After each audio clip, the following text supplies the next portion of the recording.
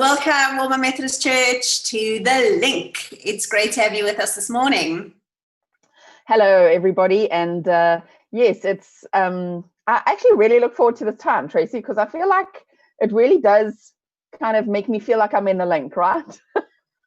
I know, I must admit, it's a little bit earlier than I would like to be up. But when I am up, then I really, as long as I have my coffee, then I'm fine. And yeah, it's just great to be able to chat and get to know people. And yeah, and in fact, we're starting we're talking about family matters in our normal services, and that's our series we're tackling at the moment. So we thought, why not find out a little bit about some of our families and in our congregation. So we are going to be chatting to, we thought we'd start at the top today. So we're talking to Jonathan and Audrey about, some of their family life and that sort of stuff. So, we'd love to hear from you. Comments in the YouTube or in the Facebook comments. Tell us where you are, what you're up to, how cold you are on a scale of 1 to 10. Oh my word, Tracy, you're in a Cape Town winter. I don't feel sorry for you. It's I have really been reminded about how moderate PE's weather is. It's wonderful. It's wonderful. So yes, I think it's going to be great. I think, we really want to get to know people, not just on the, like from a leadership perspective. We really want to connect with people and hopefully they share some of their family traditions, some of the fun things that they've done as families. And then, of course, we might have 1 or 2 serious questions in the mix. Why not? Well, of course, yeah. We have to look at the heart a little bit sometimes too. For sure. Okay, so shall we get Audrey up? She's our first guest this morning. Hello, Audrey. Welcome. Good morning, Trace. How are you doing? I'm good, thank you. And you? I'm freezing 8 degrees cold.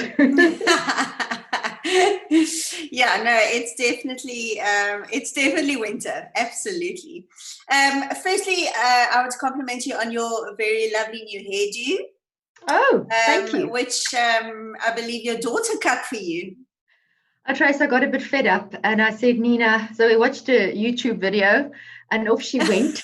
And it started off by cutting a bit too much. So she was like in shock. I was like, Nina, just show me how much. And it was like this. I'm like, and then I realized, just calm down. It's okay. It'll grow back. Don't worry. And she just kept on. So I'm quite impressed. It's very... A faith move that. A move of faith. A leap in faith. Absolutely. I've had... family cutting hair I've had some interesting experiences in the past, let's say that. and it's all okay if you've got curly hair, but if your hair's more straight, it kind of matters. You notice. That's straight. Otherwise it looks like this, My grandma once tried to cut my fringe and it didn't work. Eventually she had to take eyebrow pencil and draw on my forehead a line and cut it. But by that stage, I had quite a short fringe. Oh my goodness. Yeah. So, Audrey, thank you for joining us this morning. We are talking all things family because our new series is about family matters. It's about how God uses imperfect families, which is just very comforting, I think. Yes. And this morning particularly, we're talking about how faithful God is to his promises. So we're going to touch on some of that now. But let's ask you some fun questions. Tell us what it was like growing up in your family. You grew up in PE. Yes. Tell us a little bit about that. Trace, my family, I come from a very warm family. So both on my father and mother's side, they're very sort of jovial people and they enjoy other people. So I remember our family home is always inviting other people, guests, family, friends, brides. And I in particular remember our Saturday morning breakfasts.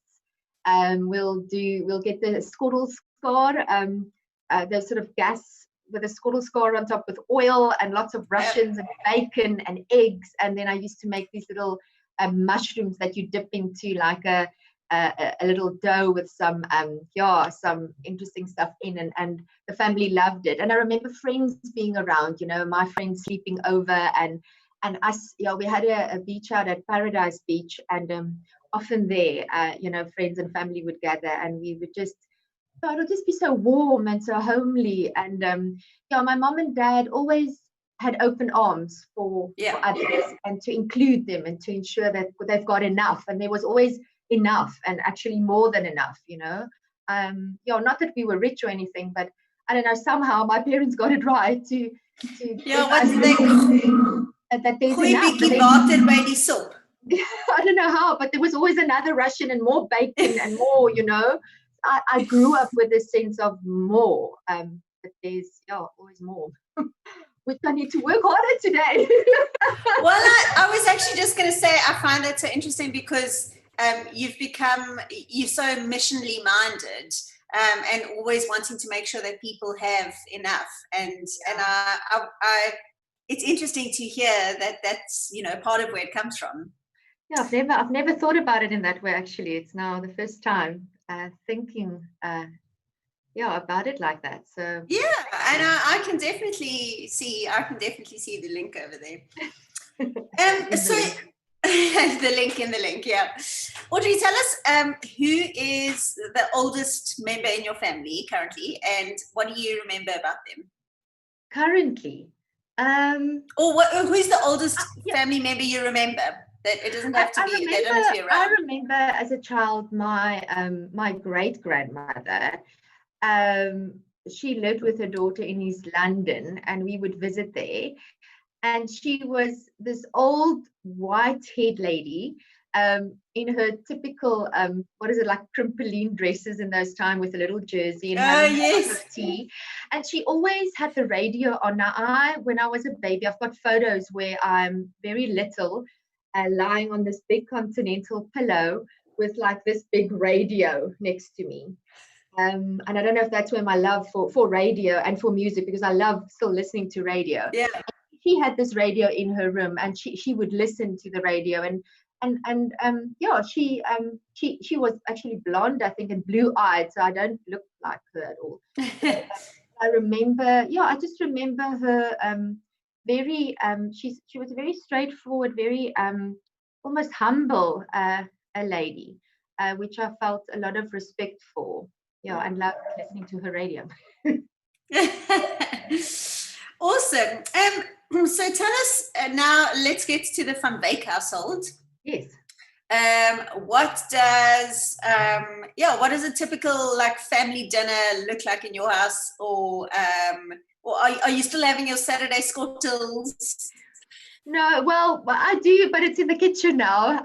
Like yesterday, I made a bacon banana toasty, which I love. I mean, bacon and banana is just my thing.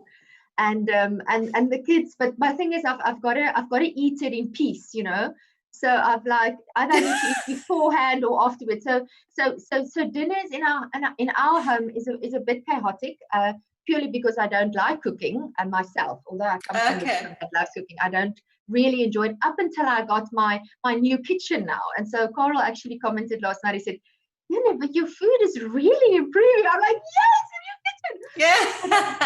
I made pea and ham soup last night, which none of the children ate. It's often the case. Oh dear. Very fed cook along, because I knew Nina won't eat the pea and ham soup, and then Yusuf also ended up not eating that. But Carl and I ate it and ate too much. So I try to include, my kids in it. And the other night Nina made a fantastic chicken stir fry thing, which was just tasted like Simply Asia, I said to her. Wow. I'm not a great cook. I do try. I love baking. But I think my family is better at it than I am. Especially my children as well. I think they've got more. Maybe sometimes it just skips a generation, you know. I think so. I think that's what happened. So I think I try to. I don't know. I'm not that traditional in dinners, I suppose. I like. So then. Sorry. So what for you then is like a special family time, if it's not sort of around the dinner table necessarily?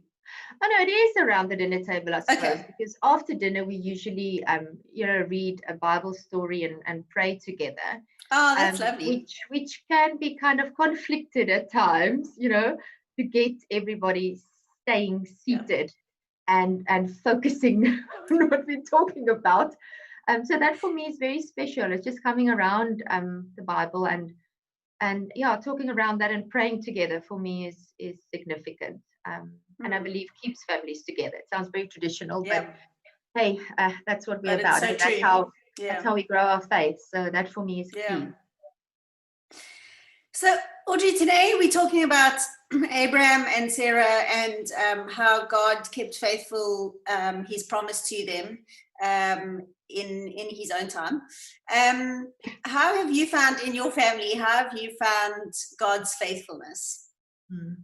How have you seen God's faithfulness? Tracy, I think I live in God's faithfulness.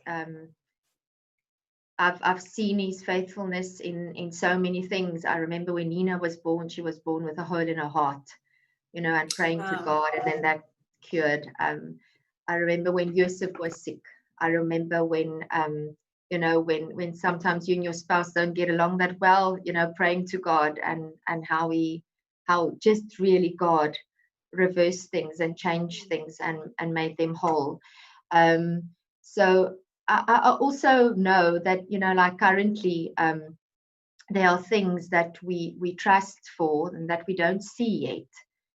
And that is what I think Abram had to live with a bit. He had this promise that he'll have this heir and as many as the stars in the sky, but it took a long while to see it. And I think we are called to live with eyes of faith. And I think this is the difference and the key and the speciality that we as Christians are gifted with. And I mean, it's obviously not just for Christians, it's for everybody, but I'm just saying those of us who choose to believe in God, believe in someone who chooses life and wants life. And we've got to almost keep on reminding ourselves and get our heads focused that this is who our God is. And so even if we don't see the fruit or the end of the promise right now, we believe that it is in progress and it will be, because we know how he's provided in the past, how he's given life, how he's for life. And so I think it's very challenging, and that is why it's so helpful for us as Christians to encourage one another and say, let's pray together, let's keep on bringing this before God, let's do things for one another to give each other hope. I mean, especially in this time. So I think for me, living and with the reality and making your faith real, to say honestly, sometimes you don't see God's faithfulness yet, but it's to live from that premise that he is faithful and that he will, and what encourages me is that he carries you every day, that every day on your journey towards seeing the fulfillment of the promise, he gives you what you need, whether it's strength, whether it's hope, whether it's sleep or food, or people around you. So I've been a bit sick this while, and so I've really also sensed how we need to walk in faith, that we cannot start keeping our focus on the negative side, not to reduce reality, but to say, this is my God, this is who I am, and I choose to walk in him for his glory. Thank you, Audrey. Oh, that was really special chatting to you and getting to know a little bit more about your family life. So thank you for joining us. And we hope you have an awesome day. I'm going to ask Leanne to come back again. Thanks, Trace. Bye now. Bye. So Leanne, it was interesting getting to know Audrey a little bit. Yes. Hearing about her family life, and we've actually got some great comments that people have been making. Yes. So Margaret was sharing some of her memories. She says she has beautiful memories growing up in a musical family, sitting around the bonfire and singing along. That sounds amazing. Oh, wow. Yeah. Especially on a morning like this morning. And she says that sit-down Sunday lunches were the best, beautiful memories with loads of family around. That's really special. Sunday lunches are key for our family. They're like... Oh, ours as well. It is it's like Sunday lunch. Yep. You don't have anything... You have to have an emergency to not be at Sunday lunch, right? And you don't want to miss out because it's usually absolutely so awesome. What? Yeah. We'd love to hear from everyone. What are some of the memories that you have from growing up? What are some of your sort of family traditions that you have? What are some of the cool things you do? I see we've got Adrian joining us this morning from the UK. Charmaine, Margaret, a whole bunch of people saying hi this morning. So awesome. Good to hear from you. We'd love to hear a little bit more. But right now, we're going to go to the birthday boy. Yes, not only the birthday boy, but the newest grandpa on the block. Jonathan, won't you join me on screen? Oh, thanks, Leanne. Nice to see you. Good morning, everybody. Yeah. Good morning. We trust that you had a wonderful birthday yesterday, even though it was it feels like semi-lockdown these days.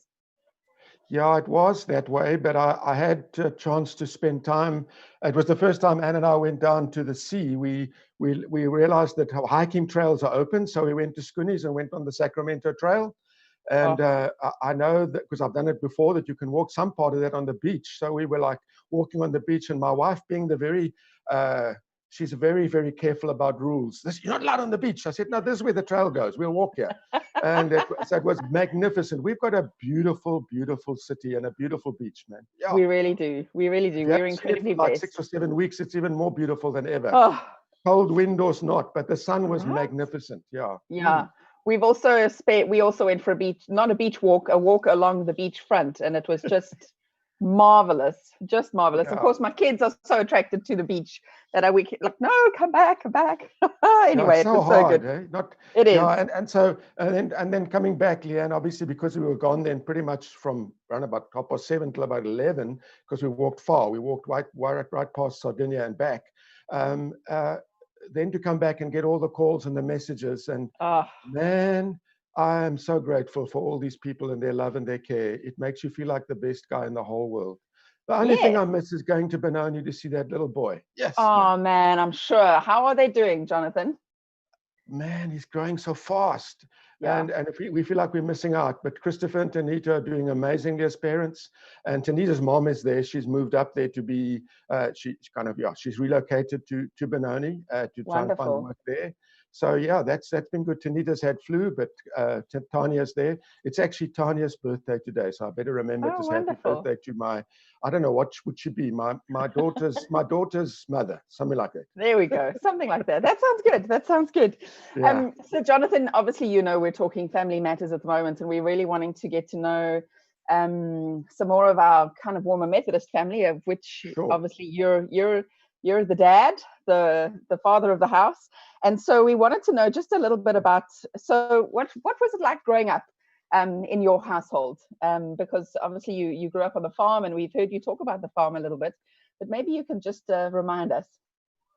Yeah, sure, Leanne. I mean, obviously, I'm an Eastern Cape born and bred somebody, grew up on a farm here. Most of my schooling life was a boarding school. And interestingly, and I'm going to kind of bring it more current, kind of my first post, it was in the time when there was still conscription. And so I was in a July intake. So I had a 6-month working thing. And I was sent off to having qualified with the BSc Agric and working with the Citrus Exchange up to the Northern Transvaal to Tzaneen, and the Lowveld is beautiful.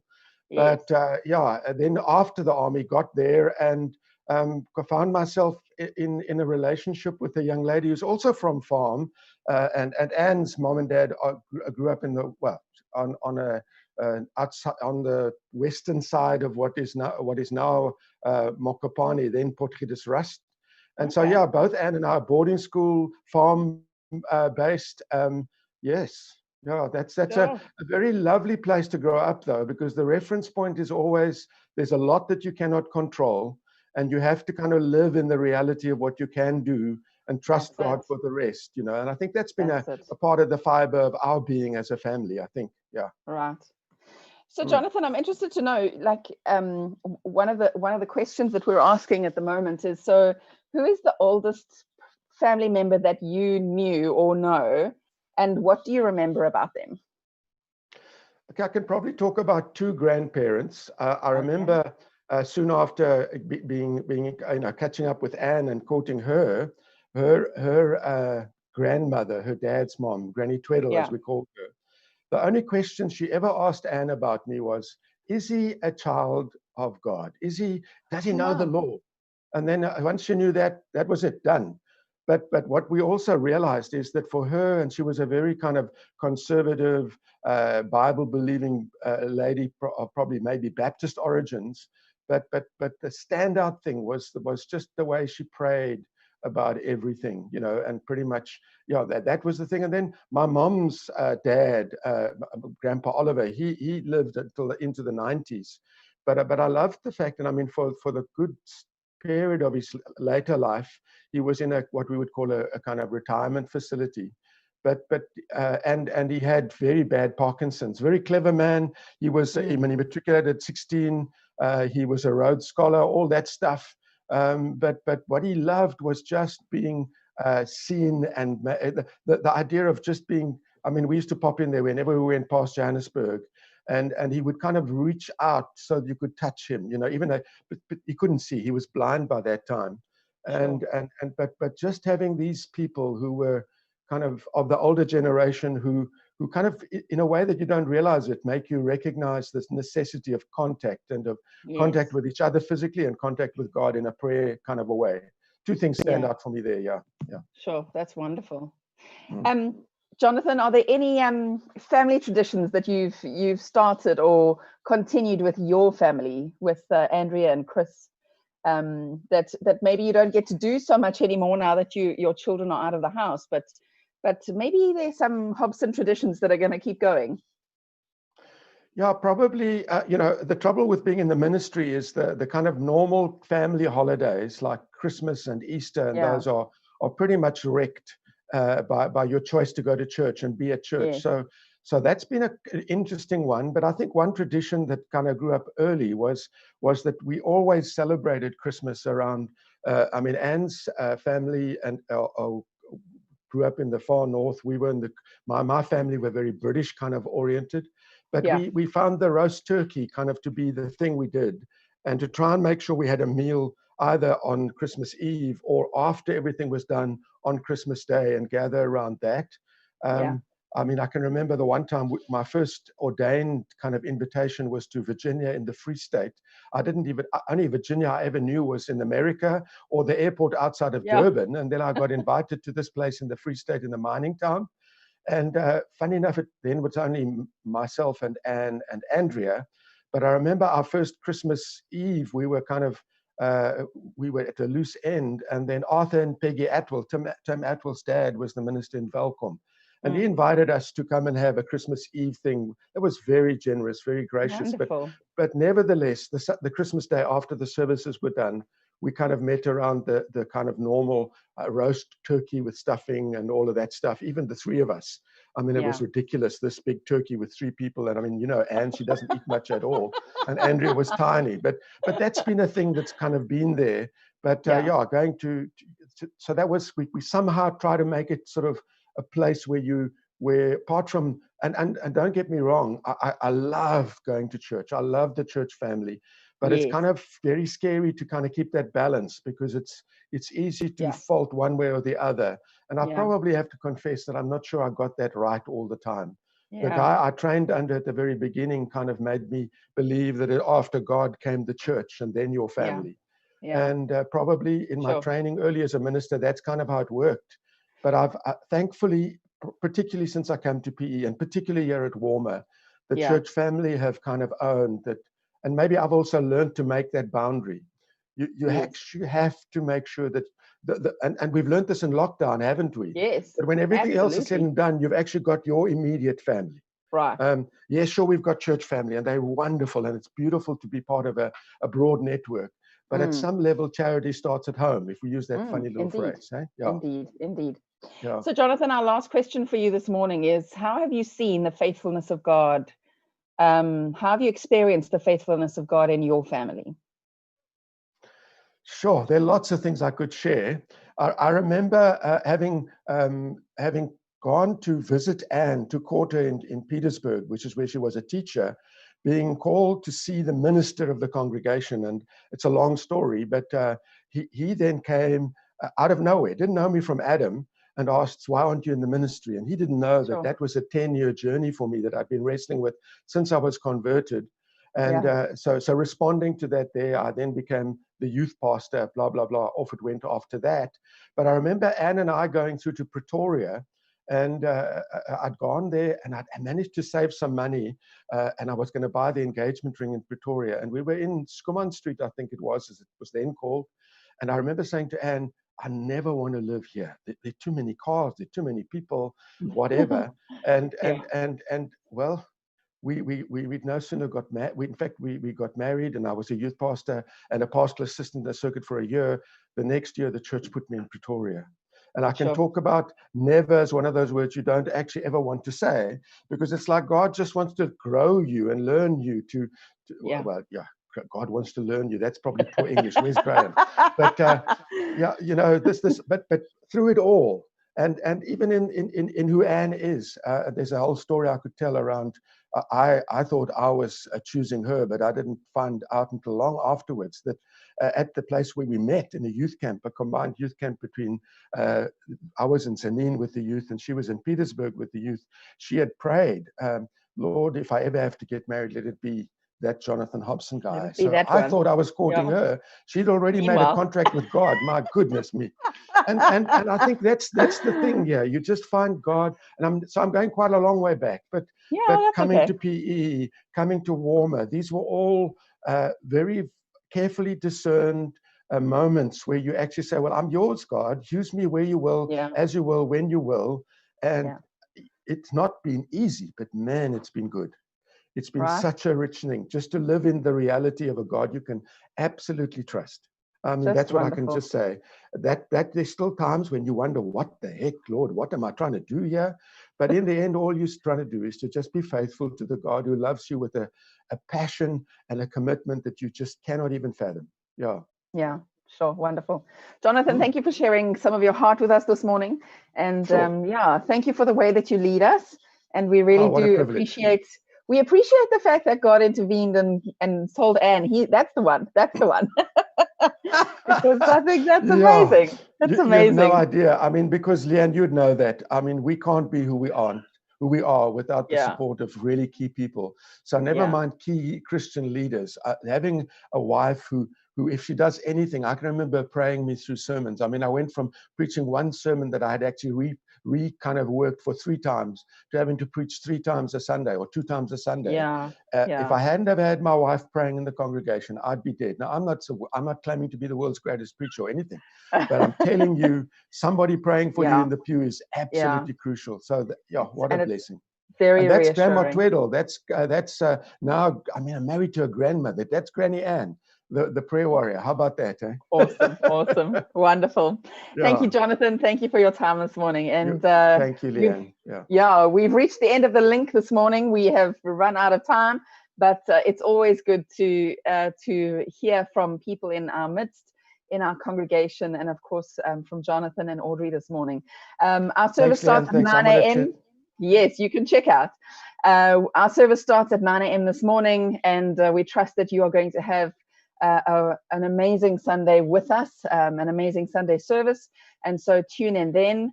But thank you for joining us on the link this morning. We'll see you next week, same time, 8:15, and Tracy and I will be chatting to some more family members. We'll see you then. Have a great week.